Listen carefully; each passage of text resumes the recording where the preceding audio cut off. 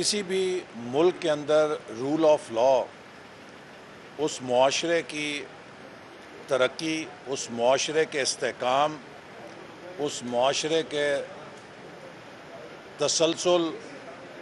اس معاشرے کے ایک آرڈر کے اوپر قائم رہنے کے لیے ریڑھ کی ہڈی کا کردار ادا کرتا ہے۔ جس معاشرے میں رول آف لا نہ ہو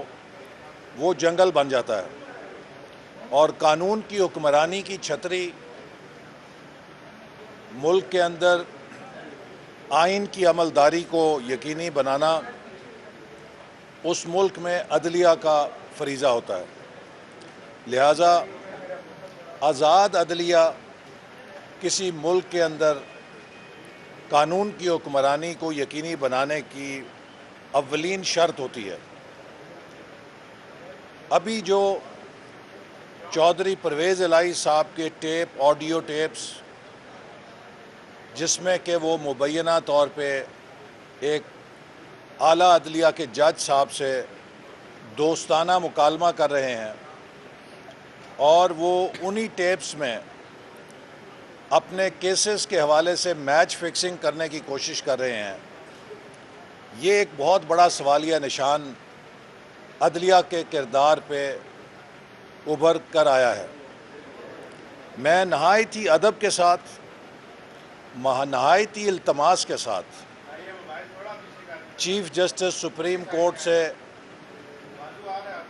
استدعا کروں گا کہ جیسے پاکستان بار کونسل نے مطالبہ کیا ہے کہ ان آڈیو ٹیپس کی شفاف اور سائنٹیفک تحقیقات ہونی چاہیے۔ اگر یہ ٹیپس جھوٹی ہیں تو جس شخص نے عدلیہ کے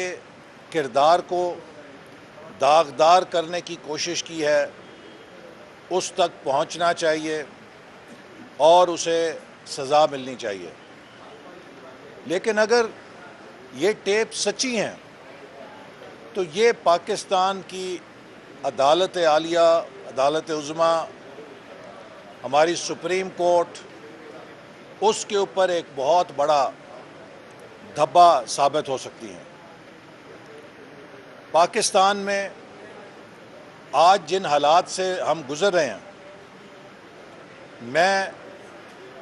بغیر کسی ڈر، خوف کے کہہ سکتا ہوں کہ پاکستان کی موجودہ صورتحال کی بنیاد 2017 میں تب رکھی گئی جب نواز شریف صاحب کو ایک بے بنیاد اور فرضی کہانی کے اوپر نااہل قرار دیا گیا۔ میں فرضی کہانی اس لیے کہہ رہا ہوں کہ دنیا میں کبھی ایسا نہیں ہوا کہ آپ کے خلاف